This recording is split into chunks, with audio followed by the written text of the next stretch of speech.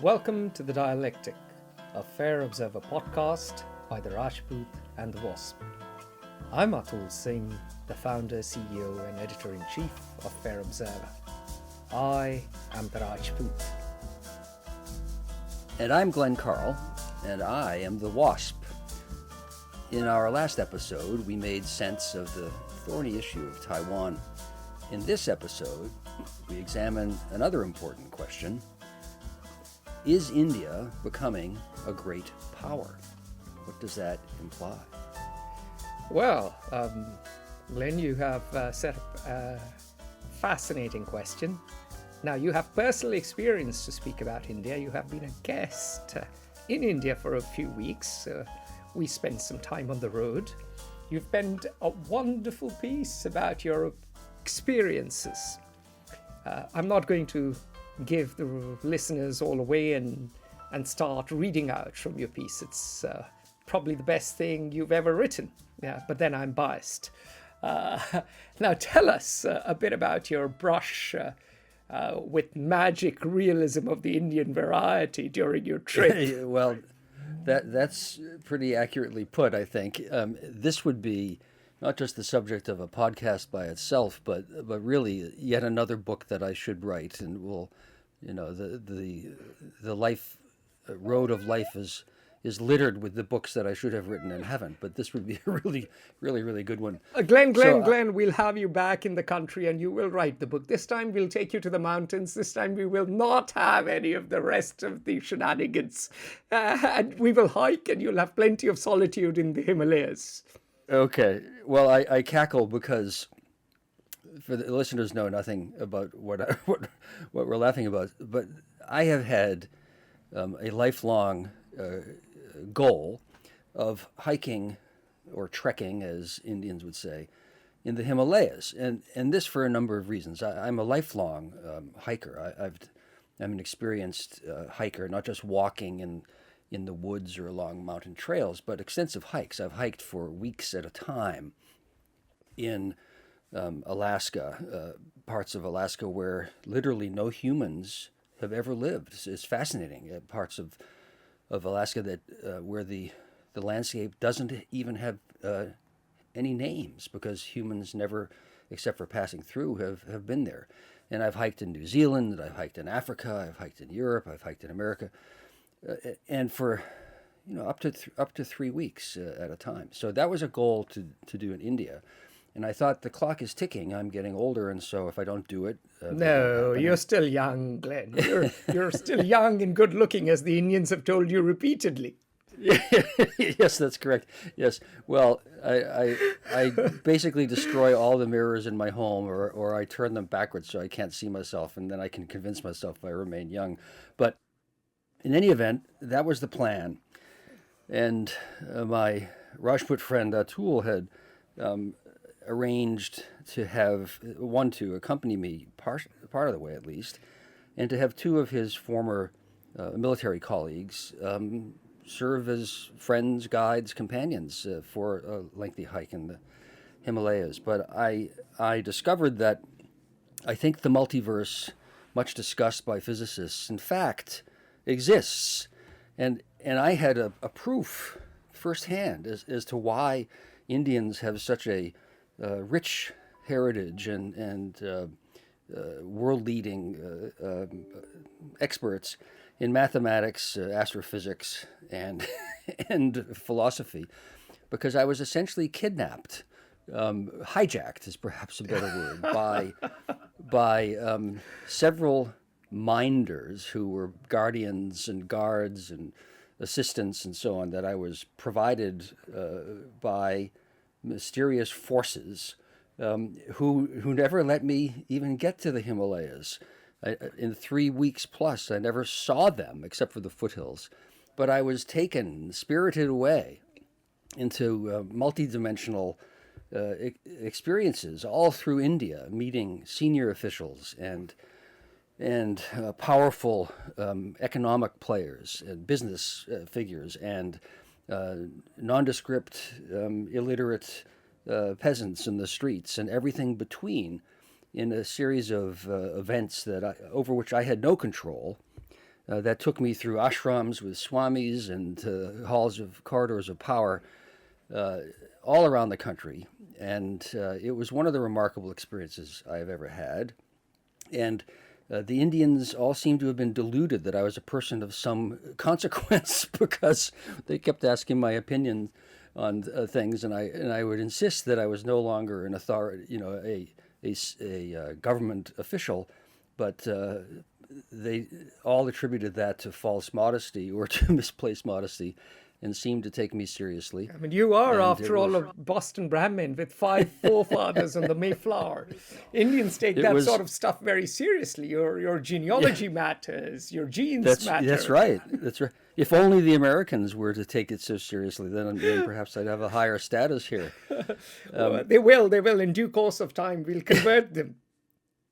But it was a remarkable trip, and in seriousness, there are, as perhaps if anyone reads what I've written, truly philosophical implications to it. I am by inclination philosophically minded about what is the point of each step we take in the day, and yet also it was a humbling experience, as all thoughts should be, because one realizes, particularly if one is immersed in Hinduism and in India, the inconsequentiality of everyone, and yet the nearly divine nature of everyone. I'm sounding metaphysical, and it is, but it was a remarkable experience, both at the sort of prosaic yet important political and economic level, the cultural level, and for those, I believe, who are attuned to what's happening around them, even a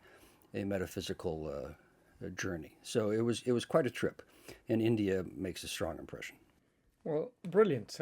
Speaking of a strong impression, one of the things you constantly observed was the amount of building, the amount of activity, and the level of energy that you experienced through the length and breadth of the country.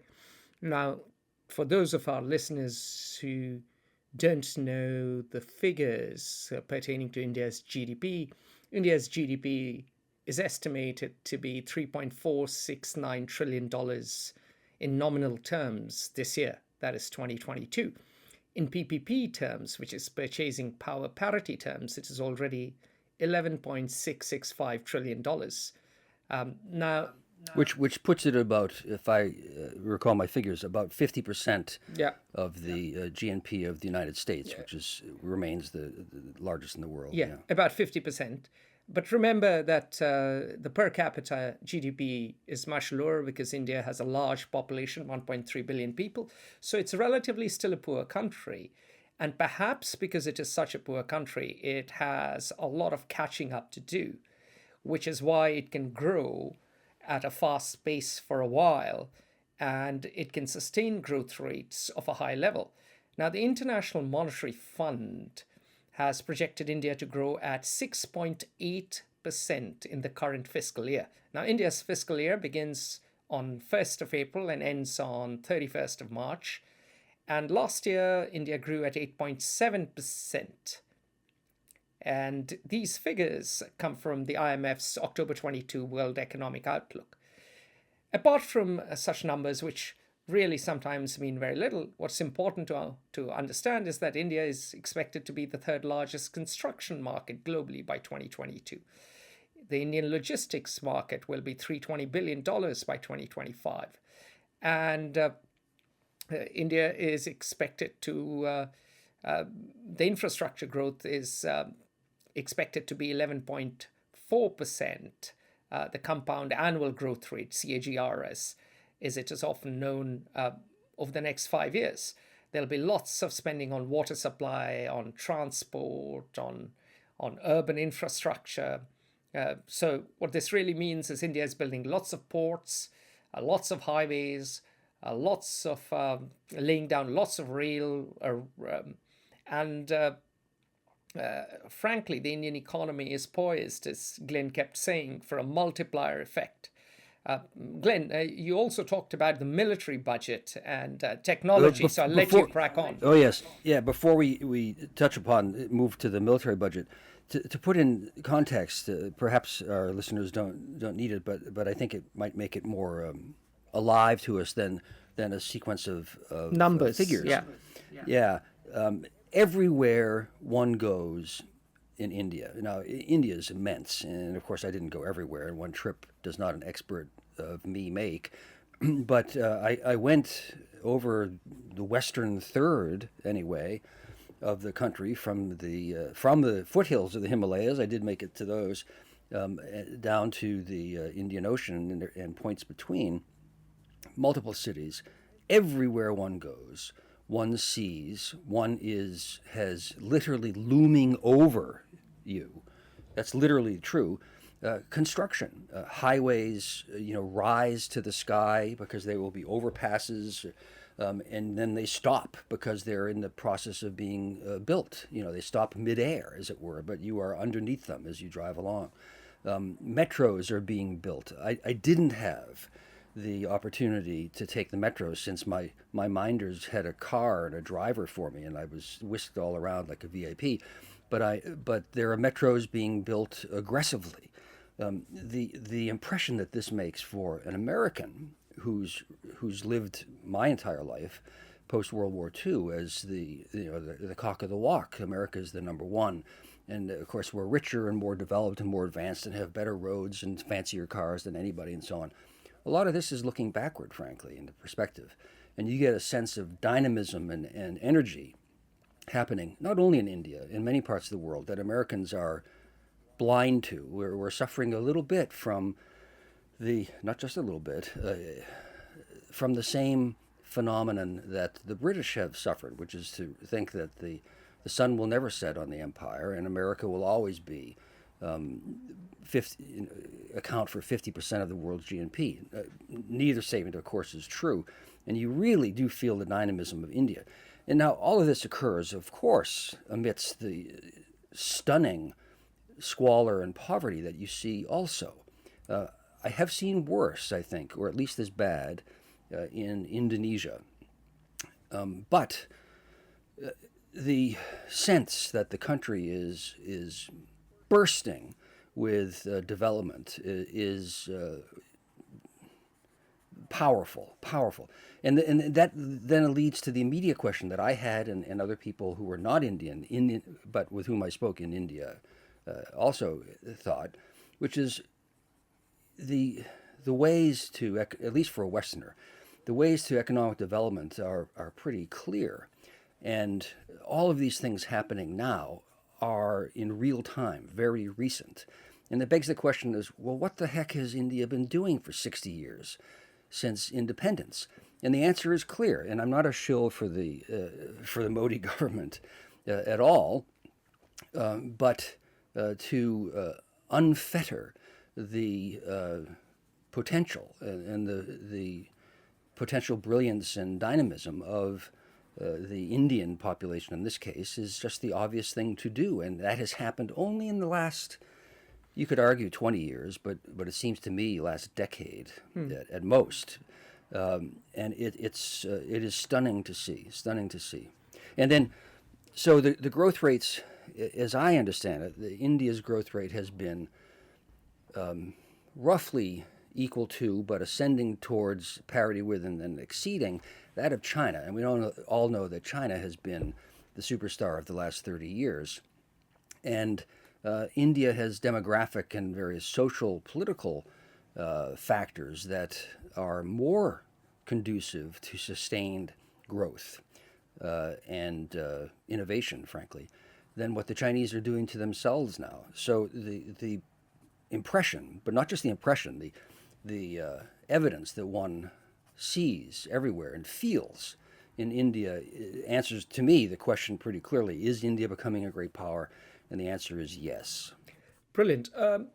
Two things very quickly, Glenn, I must point out, which is that liberalization in India began in 1991. It was a result of a balance of payments crisis. That is when India had to fly out gold reserves, I believe, to London to secure money to just pay for oil. And that was the time when Narasimha Rao was in power. Narasimha Rao was a historic prime minister, and he set into motion the opening of the economy, and that opening of the economy unleashed market forces and higher growth.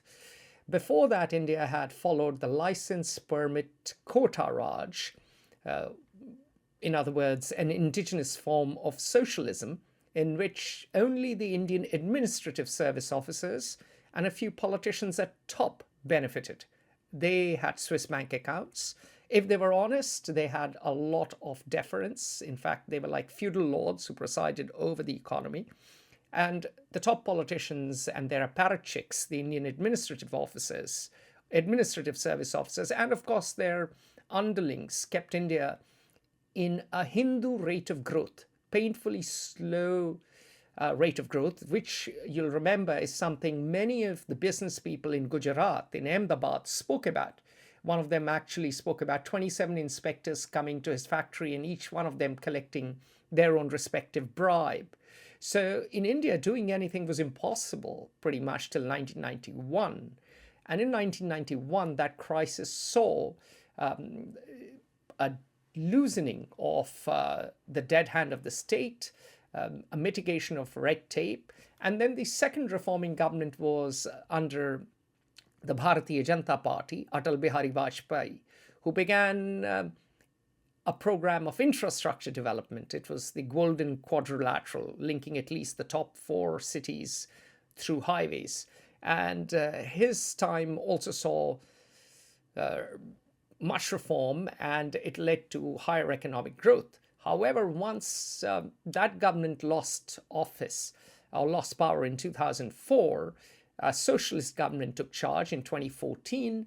It was nominally headed by Manmohan Singh, a Sikh gentleman, an economist, erudite and urbane, but de facto power lay with the Nehru family. And the Italian daughter-in-law of Indira Gandhi, Sonia Gandhi, or Sonia Maino, was very much in charge. Power actually lay in her residence, Den Janpat, and her dim-witted son, Rahul Gandhi, who once tore up something that Manmohan Singh had announced in public, diluting the authority of the prime minister. So at that time, in those 10 years, the focus was redistribution. The focus was very much a reversion to some sort of socialism, particularly in the second term. And with the Modi government coming to power in 2014, there was this renewed focus on improving business environment, or a focus on infrastructure development. And on the whole, they've done a decent job, but we cannot forget that two things the Modi government did weren't very helpful. One was the currency notes. What they did was they scrapped currency notes of major denominations. And the other was a botched rollout of the GST, which is the goods and services tax, which was a very, very good measure and is now reaping good results.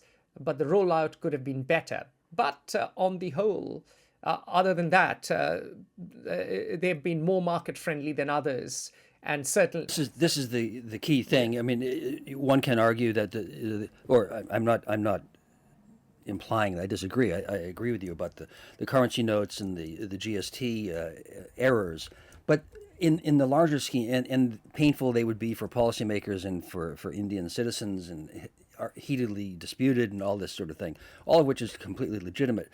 But from the mega perspective, the meta perspective, the outside view, those are errors along the way. I would argue similar perhaps to, I think President Biden erred by not approaching the French concerning this submarine defense deal with Australia, which the French had been working on for years, had a contract, and the Americans undercut them, undermined them.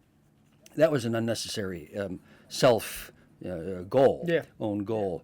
And I think the 2 points and probably many others that Modi has done are errors too, but they're actually, for me, secondary, because it's so clear that the potential of Indian society is being at last unfettered, and you can see it transforming life daily. It is quite powerful, quite powerful. Yeah, that's certainly true. Demonetization, that's the term for it. I think demonetization was an error, but on the whole, in the meta perspective, even the communists are reforming. That's important to note. Even the Communist Party in Kerala, who are in power in Kerala, and some of our listeners will be shocked to learn there are communists in power, especially the American ones. But there is actually a communist government. I stayed away from Carle. Yes, exactly, as a good retired CIA man. But anyway, although you were a guest of Jason Manjale in IIT Gandhinagar, who is from Kerala and who's a crypto-communist, I suppose. That's right. He was charming. He's charming, and I hope that our listeners know I was being tongue-in-cheek. Yeah, exactly. We are being tongue-in-cheek. Anyway, the point is that in India, Kerala has a communist government, and they have turned free market just like Deng Xiaoping. You go east of Kerala, you go to Tamil Nadu, there is a government run by Stalin. His name is actually Stalin. He's the chief minister. And he is market-friendly too. So I suppose Uncle Joseph Stalin would be rolling in his grave, frothing at the mouth, drowning again in his own vomit, to discover that the communists in Kerala and Stalin in Tamil Nadu have betrayed him long after his death. Yeah. Well, here, let me mention, perhaps touch upon quickly three things that are profoundly interrelated and I think make the case that about India's rising global strength and role. For decades, it was clear for anyone who studies India, and then in my case, when I did from time to time interact with counterparts from the Indian government, and I always found them diplomats and officials and so on, and I always found them very sharp, very talented. They were an elite, but then most foreign representatives of countries are impressive people on the whole. I mean, it's quite competitive to earn a position like that. But the Indians always retained, and I must say still do retain. This is something that I think India needs to work on, but it will be an organic transformation. They did retain and do this perspective. It's more a perspective than an attitude. It's a framework of thought and perception that is derived from the lengthy colonial experience, certainly that of the British Raj, and I would argue, frankly, for 500 or 800 years of domination by a foreign culture and power structure, with the Mughals and even before them, the Islamic Turks, invasions. the Pashtuns, and the Mughals, and then after that, the British ruled India. So it was very much a foreign power of sorts, even though they indigenized. Yet remember that Farsi, Persian, was the official language of India from 1192 to 1858, and even further on, because it took a while for the British to displace Farsi and replace it with English. So for over 800 years, actually over 600 odd years, Farsi was the official language, at least of North India. So this has given it's powerfully apparent to me a perspective of visceral and reflexive. It's not even conscious almost. Resistance to or disdain for separation from wariness of foreign powers, in particular the United States, for more recent historical reasons. America is clearly viewed by Indian society, from the elites on down, everyone with whom I've spoken my entire life, as the successor to the British Raj. We speak the same language, we're their cousins, we're their successors as the global imperial power. And the Indians clearly view this power as a threat and a wariness. It also makes sense and comes from the fact that how how could anyone oppose the colonial master in the 19th century or the 20th? And the alternative was to the domination, to accepting the superiority of power and perhaps of culture, as the one could conceivably infer, and certainly everyone did in the 19th century, was the Marxist communist interpretation of history. And who helped the Indians or other colonial peoples do anything about the colonial overlords? And it was Moscow, frankly, and the Marxist perspective. The Indian elites were trained in this. It is a natural perspective to have if one seeks self-worth and independence, literally and figuratively. It was also taught widely. It became the dominant intellectual framework, even in Oxford and Cambridge. More Cambridge than Oxford. I beg to differ. Okay. I'm an Oxford man, and so in Oxford, Okay. in Oxford, the Tory party still remained strong, and political science is still called politics. We did not budge. So I would say certainly all the spies were from Cambridge. So, but on a serious note, in the Indian context, there are three things to note. Number one, India was colonized by the British East India Company. This is extremely important. India's brush with capitalism was particularly red in the tooth and claw. So that traumatized India. Number two, British for-profit policies were basically to maximize profits for their home country, for their home companies. So in the name of free trade, they imposed a lot of practices that decimated India. For instance, the British grew opium in India and exported it to China. Obviously, this meant starvation for the brown people and addiction for the yellow people. That traumatized India too. Remember, George Orwell was born in India on an opium plantation in Motihari in Bihar. That's important to remember. So that is a further vignette that is key to understanding India. And number three, Glenn has already pointed that out, but number three is the massive investment Soviet Union made to cultivate India. And it goes back to Nehru.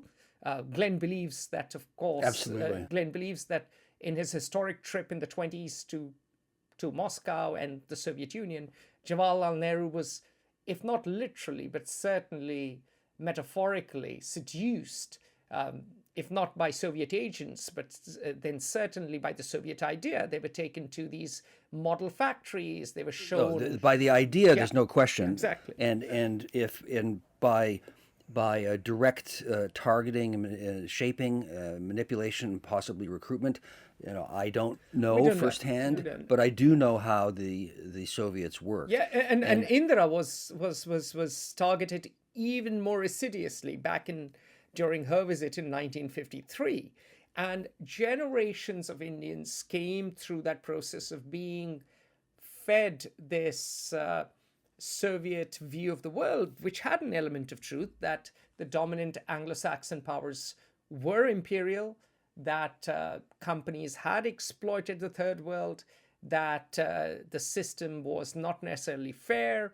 All of that was true, but they forgot to mention that the Soviets were running their own imperial entity, and the Soviet Union wasn't particularly kind to Hungary, or for that matter Poland, or for that matter Siberia, or to anyone, to their own people. To anyone. So the Indians perhaps were right in saying, okay, this model doesn't work, but they went from one false god to another, and over a period of time, this leftist thinking, this socialist construct, which, by the way, in India was imposed through a colonial bureaucracy.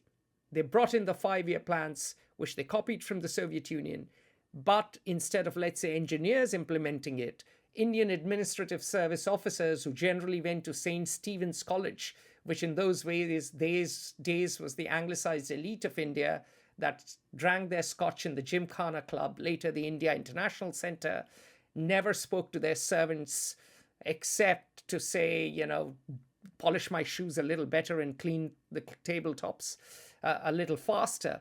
This elite, this Scotch drinking elite, la gauche caviar, as the French say, champagne socialists, that's the other term, or limousine liberals, that's another term, took over and literally became a rent-seeking parasitical Right. class and destroyed the economy. But one can see it's a logical, conceptual evolution that how does one oppose colonialism? Okay, we've discussed the sort of the obvious path, almost the only path that one could take intellectually then. But then that led in the Indian context more than most, because India is large and simply by being large had some power that a country like Burundi, say, where I worked, which is a teeny country, smaller than a middle-sized city in India, couldn't afford, was to say, well, a pox on all your houses, all you foreigners are out to exploit us, which is accurate on the whole, and so we will not align ourselves with the West, with you Americans who are the successors to the Raj, and we'll accept the friendship and the help of the Soviets, but we don't want to be in the Soviet orbit either.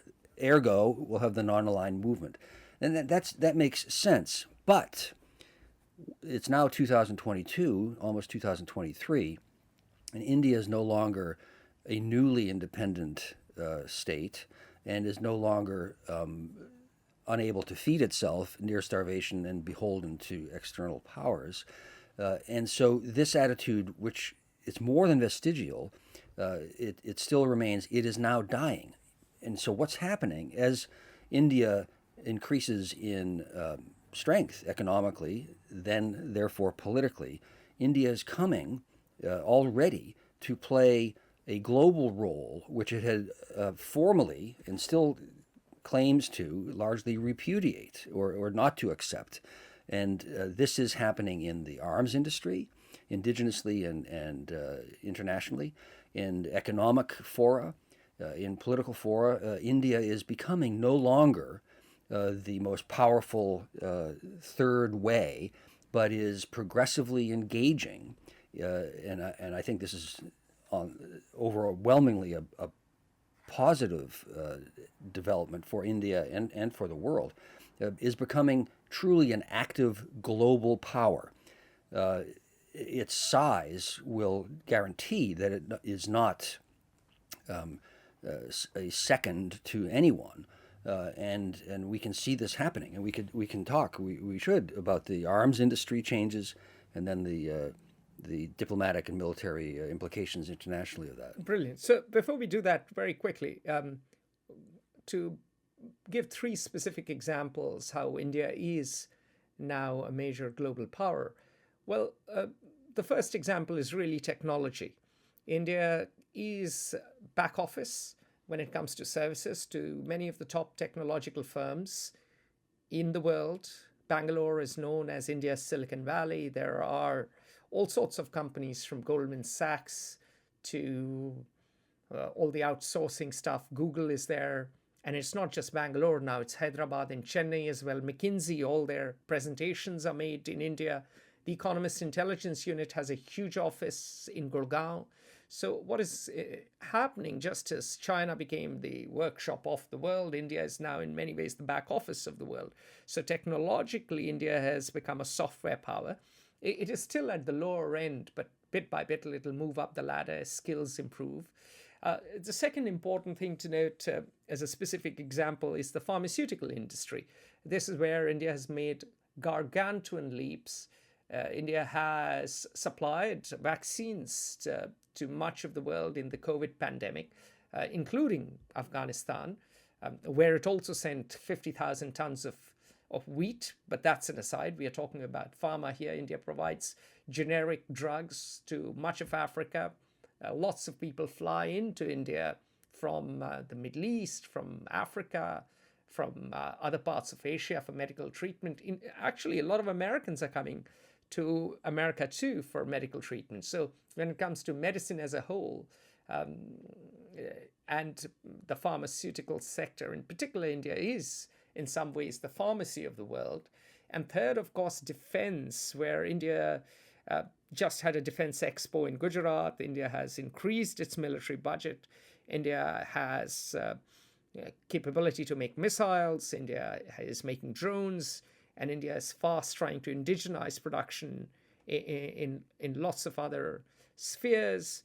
And India has also just recently sold weapons to Armenia. So India is very much making progress in the arms industry, creating a local defense industry. And I'll let Glenn speak more to what that means, because Glenn had something to say about Armenia during our visit to India when we were sitting in a hotel lobby, which was very prescient.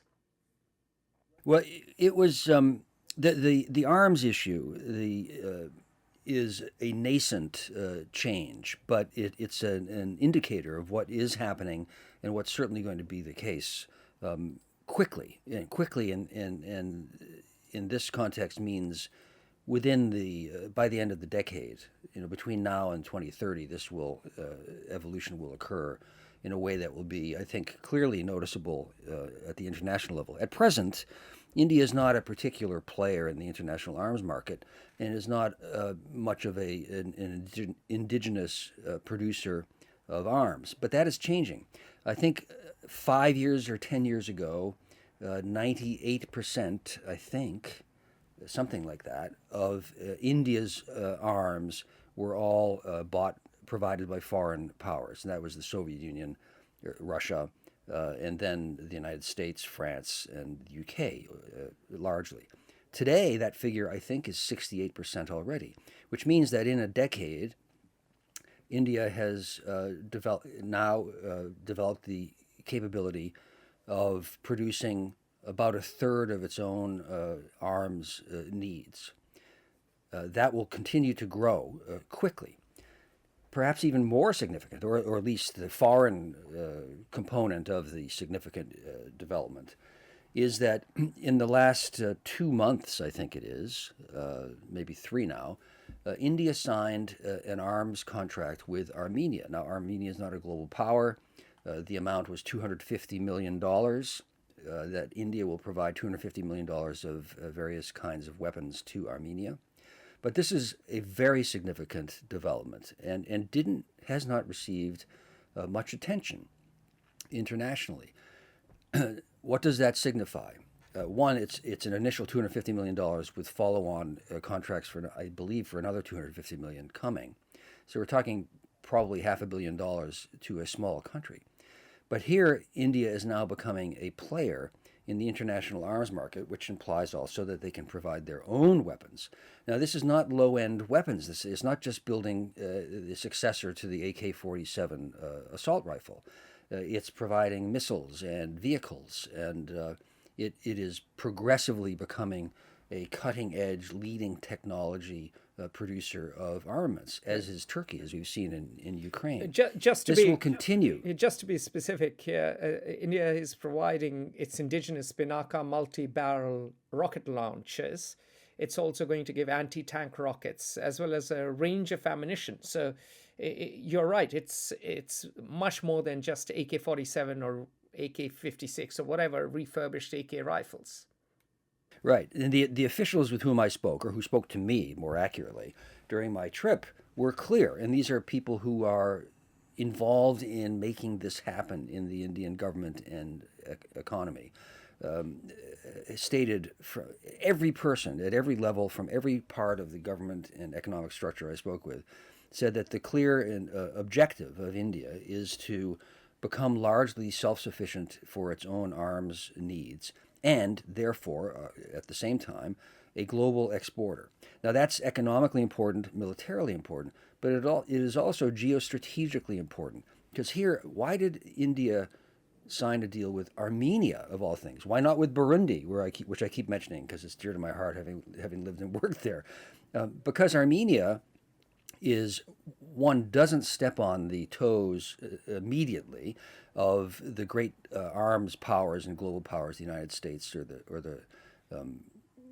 France, and yet it is influencing an issue where a problematic ally of India's is engaged, and that is Turkey.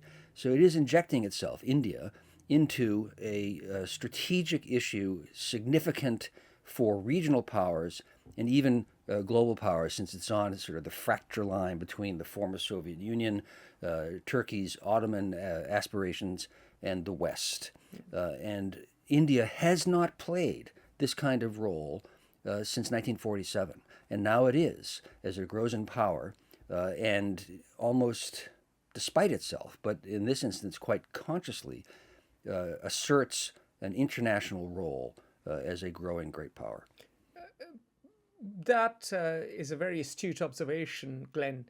And for our listeners who do not know history as well as you do, it is important to remind them that in 1919, undivided India, which included Pakistan, India, and Bangladesh as British India, experienced its first mass movement. And that mass movement was called the Khilafat movement, also called the non-cooperation movement, led by Gandhi, no else, and by two brothers.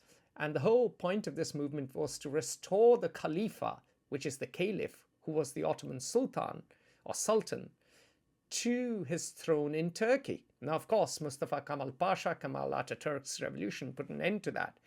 But Turkey has always had, for centuries, hold on the Indian psyche, particularly on the hold of the psyche of Muslims in the subcontinent. Under the new, or not so new, under Recep Tayyip Erdogan, Turkey has had ambitions to return to that Ottoman past, to those Ottoman roots. And Turkey has increasingly explicit and, yes, and activist under Erdogan. Exactly. And they have certainly championed Palestine, the cause of Palestine, and also the cause of Kashmir. And of course, Pakistan and Turkey and Azerbaijan have become increasingly close when it comes to their diplomatic and military relationship. This has led to Indian fears that Turkey could be supplying drones to Pakistan. Turkey and Pakistan could cause a problem for India in potential conflict, because after all, the Barkatyar drones have been extremely effective against Russian tanks, and most of Indian tanks are of Soviet origins. They're basically Russian tanks. And so the drones potentially supplied by Turkey could decimate the Indian tank forces or the Indian armored columns. And so India, for the first time, has decided to punch back. So far, India stayed away from getting involved too far away from its region.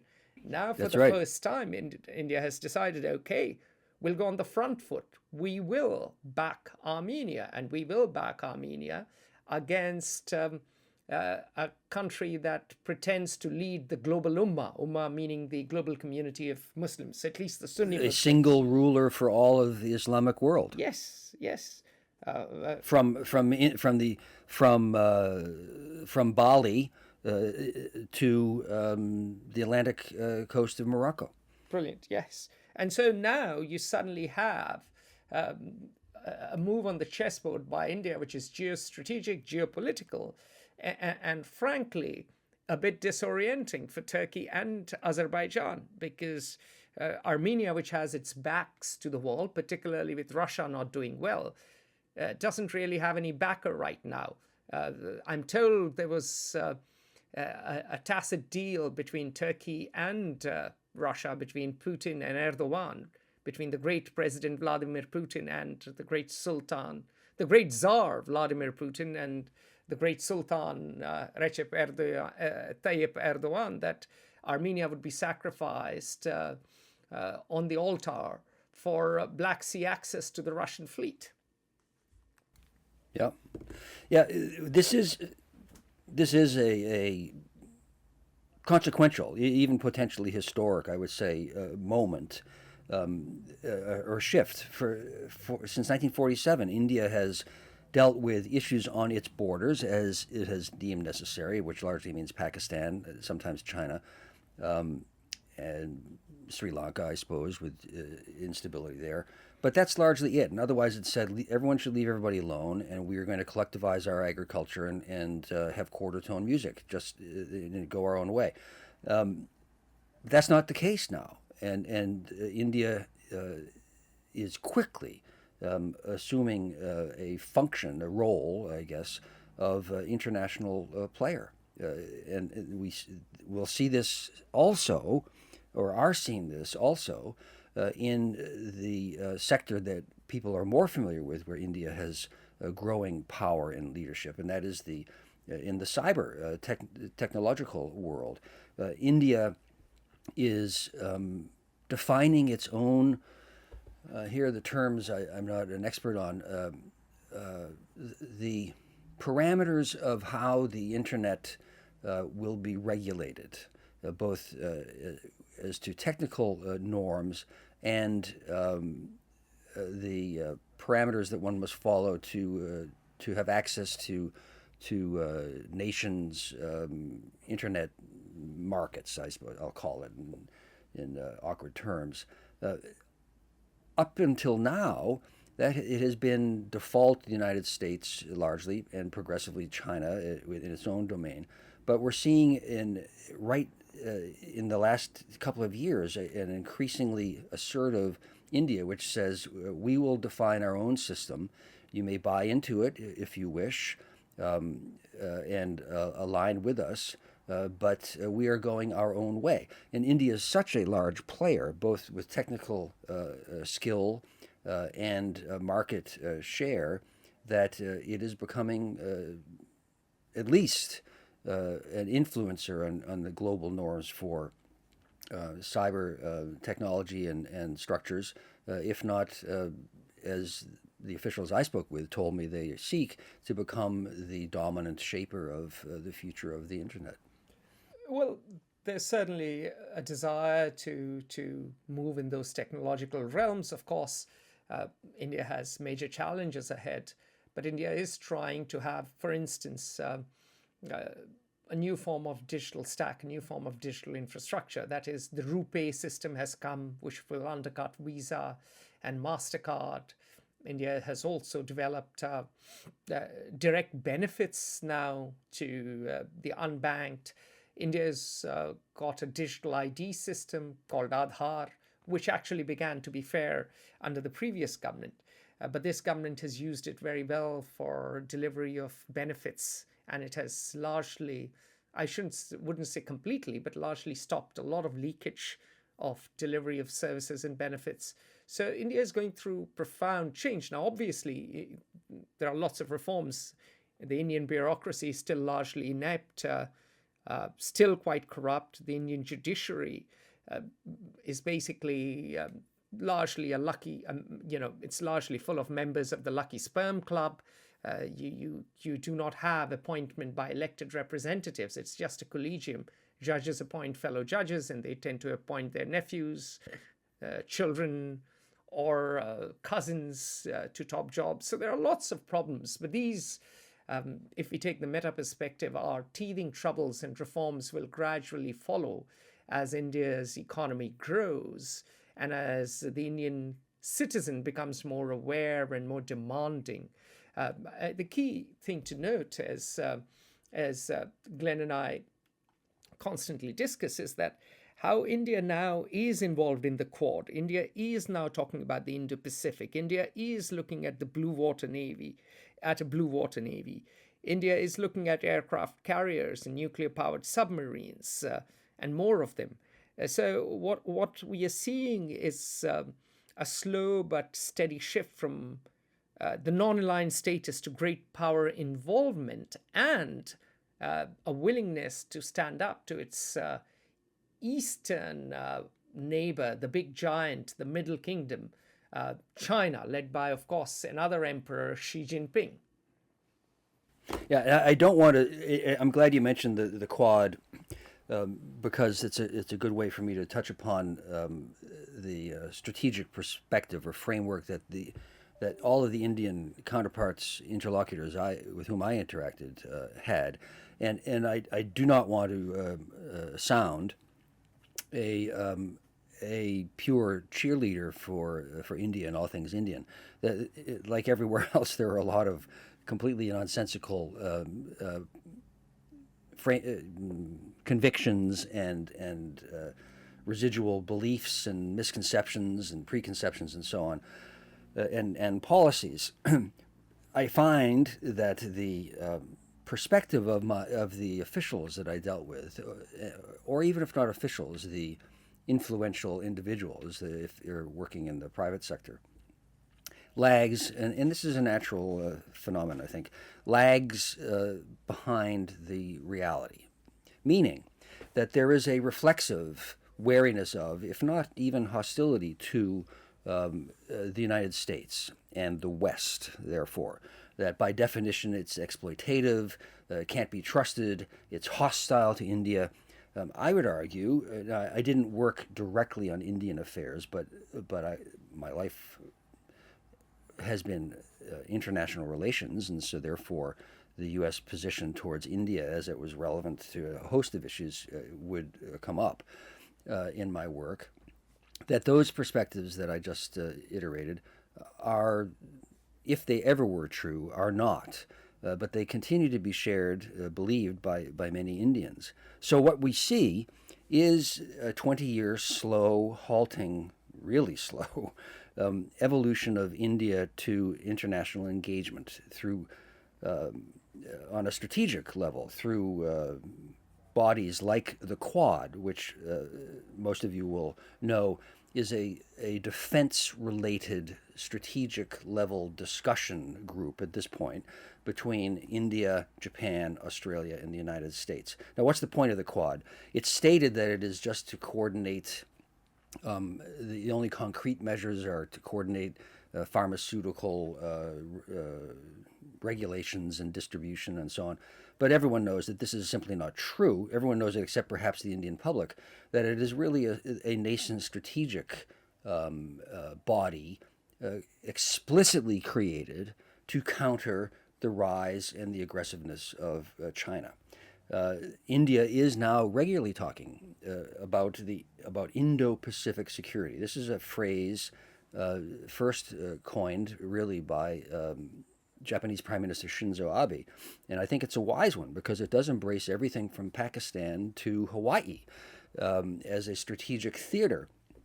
And India is not just saying everyone should leave everybody else alone, but is concerned about actions in the South China Sea and the Malacca Straits, in the Indian Ocean and the Persian Gulf, and now does have, I think India has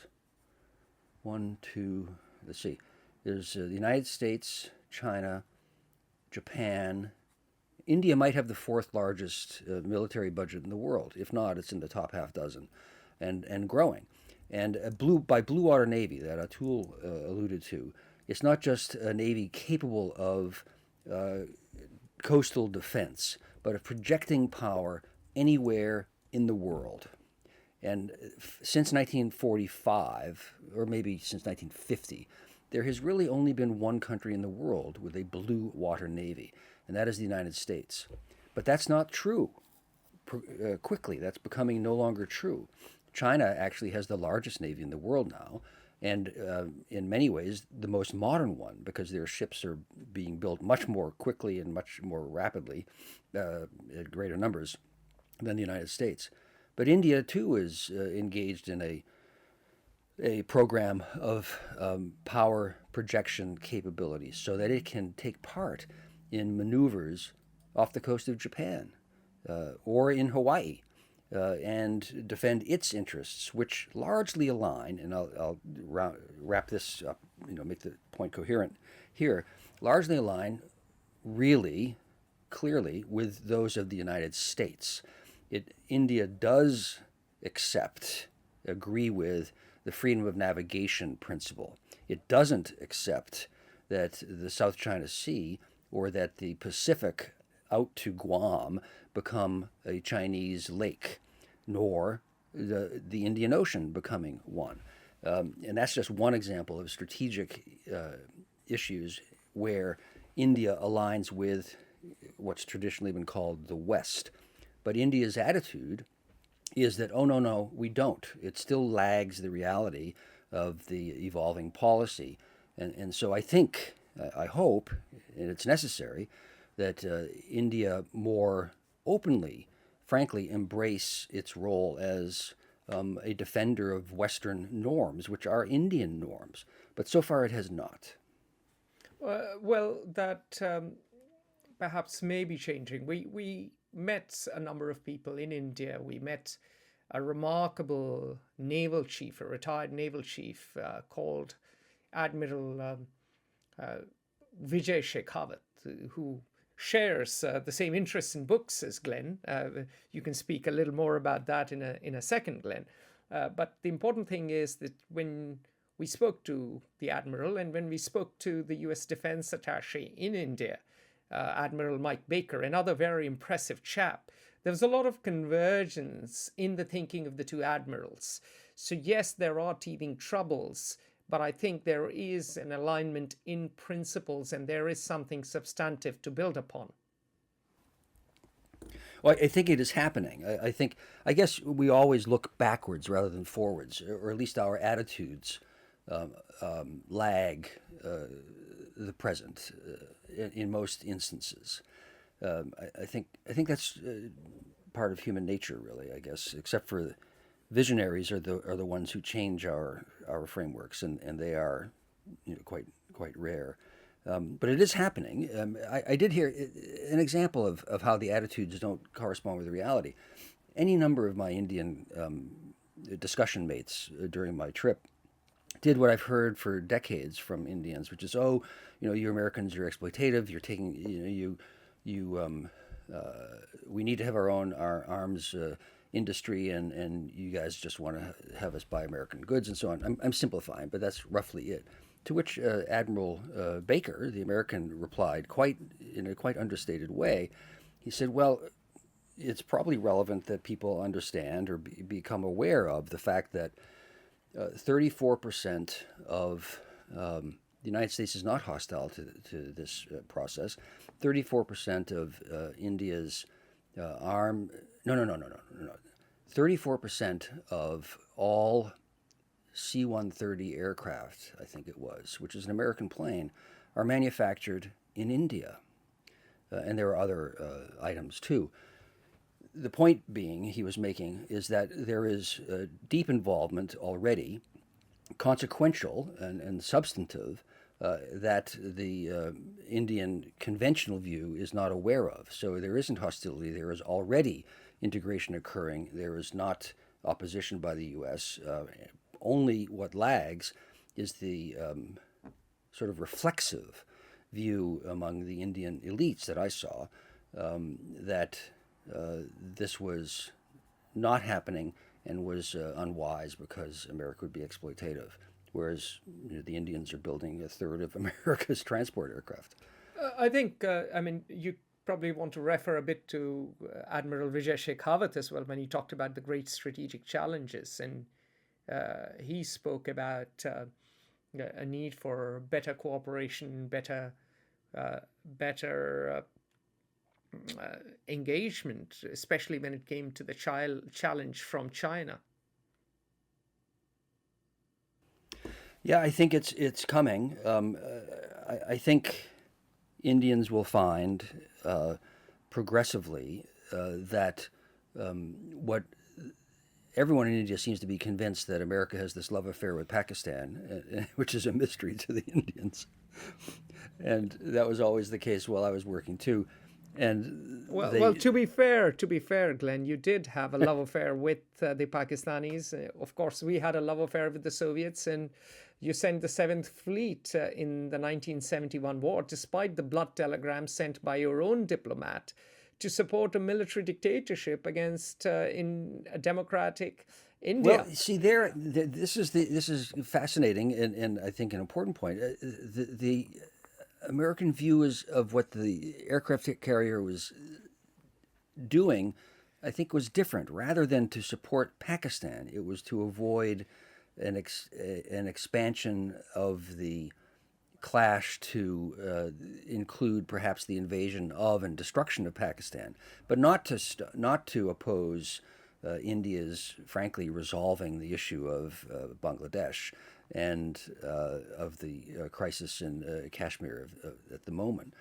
But it's clear from everyone who speaks with me that that is not how the Indians viewed the arrival of the Seventh Fleet, which it probably was, maybe Sixth, I would think Seventh Fleet off the coast of India at the time.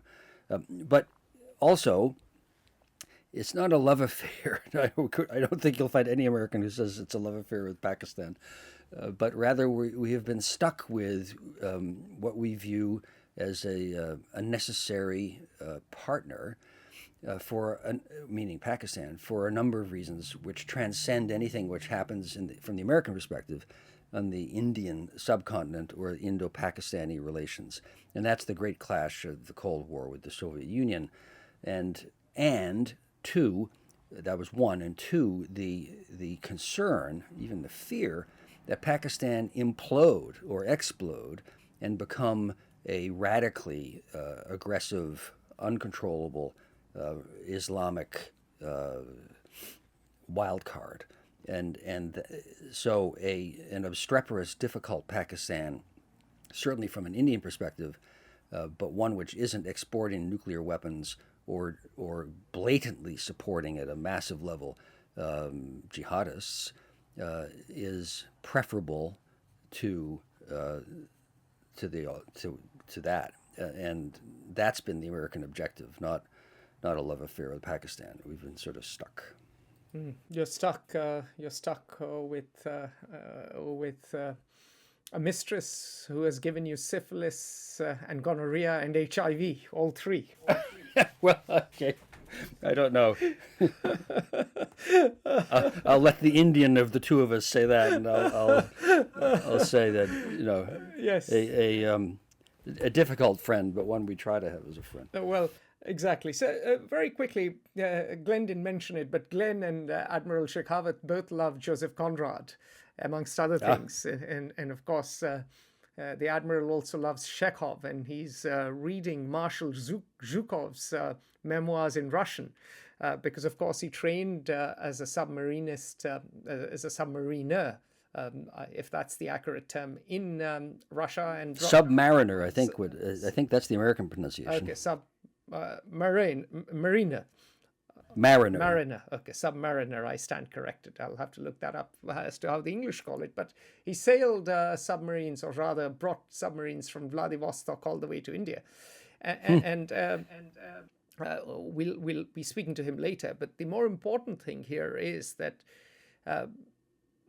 during our discussions, during our trip in India, what we found was, on the whole, a convergence of thought from those in business, from those in the government, particularly the political side, and from those who think about India's history and India's politics and international relations, that the time had come for India to step up, to play a more constructive role on the global stage, to have a seat at the top table, to have a seat in the UN Security Council, and generally to be a force for good, whatever that means. Basically, what that means is that supply more vaccines, keep providing manpower for UN missions, and generally uphold the laws of the seas, freedom of navigation, a lot of freedoms that the UN stands for. And I keep pointing out that India is not a revolutionary power, unlike China. China would like to upend, even though it benefits greatly from institutions like the United Nations, perhaps the World Bank even today, and of course the WTO, the World Trade Organization. India is much more a reformist power. It wants a reform to these institutions to reflect changed realities from 1945. But India does believe in these institutions and does want to engage in the order as it has emerged after 1945, making it clear that there is a convergence, or a greater degree of convergence, between India and, let's say, the US and the dominant powers of Europe and Europe as a whole, than there is between what is generally called the West and China. Yeah, in general, overall, I agree with what you just said. It's very important. I would say that I don't think the Indians are any more altruistic than anyone else. India will act invariably to defend and advance its own interests, and that's what every state does. That's not a criticism. That's just a characterization. But where the altruism comes in, gets to not Joseph Conrad, who is my favorite author, along with the Admiral, but to Alexis de Tocqueville. And he is, as many of you will know, the greatest analyst, describer of American civilization. Why is America a democracy, and what is a democracy, and why does it succeed, and how? And the single most important insight he had is that the Americans pursue what in French is called l'intérêt de soi bien compris, which means self-interest well understood. If one only pursues self-interest, then we end up with the tragedy of the commons and a law of nature where everyone seeks domination over everyone else, or at least their own interests at others' expense. But if one understands that certain actions, certain self-restraint in circumstances can adduce to the general common good, and therefore to your own, in a way that is not possible by any other action, then you have a collective upward spiral of actions. And I found it was powerful, the sense that I came away with from my near month in India, that Indian culture, culture is always going to be varied, but Indian culture is syncretic and open. It embraces multiple truths, and this is fundamentally important. If one is an absolutist in anything, then the world will become vicious and collapse. But if one realizes that things are relative, and that benefit comes from multiple perspectives simultaneously existing, then there can be a general upward spiral of individual opportunity and individual and shared wealth and safety. And this has been the genius of American civilization domestically, and I argue, I'm not the only one to argue this, why the Pax Americana since 1945 has been unique in world history. It is, in many ways, an empire, but the difference is that except on issues of vital national importance, as defined by American leaders, and they might define that wrongly, except on issues like that, the United States does promote and has sought to enforce and strengthen norms where even the great powers will accept correction or loss. So, example, the Europeans developed Airbus. It has supplanted 50% of what used to be 100% control of the aeronautical industry by Boeing and Lockheed and so on. And Boeing and America was not thrilled by this, but has accepted it, realizing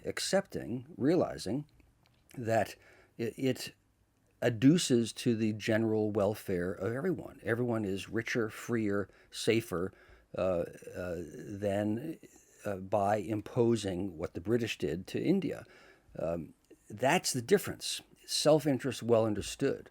You can restrain yourself at some times. Now, this clearly, to me, appeared to be the case in Indian civilization also. I don't think that it is a coincidence that the Indians developed a concept of zero, of absence, of universality, and of multiplicity of perspectives and realities. I don't want to sound too metaphysical, but from those perspectives, which clearly are foundations of Hinduism, one leads to what is fundamentally viewed since World War II as the Western perspective of individual behavior and norms and international relations. And so I think India is a natural ally because it shares at the deepest level the same values while pursuing self-interest. So I think that it's inevitable, it should be anyway, that India become a global power, but one that has embraced largely the norms of post-World War II Pax Americana. All right. Well, we don't know about Pax Americana, but we shall certainly have a Pax. Well, Pax Americana is done. Yeah, Pax Globalana, or whatever you want to call it. But, yes, that's a good one. But we've come to the end of our time today, and we began with the multiverse. We end with the multiverse. Clearly, we are making a nice pagan Hindu out of you, or a nice pagan man of the Gangetic traditions, a Buddhist / Jain / Hindu / whatever you want to call yourself. So it seems. But on a more serious note, it's been a pleasure speaking with you, Glenn. As always, we will be addressing Great Britain in our next podcast. We will be making sense of post-Brexit Britain. We'll go from the jewel in the crown to the crown itself. And so, for those of you who have missed us, we are back, and and the Rajput and the Wasp are saying bye for now. Sailing off into the multiverse. Next time. Until next time, bye.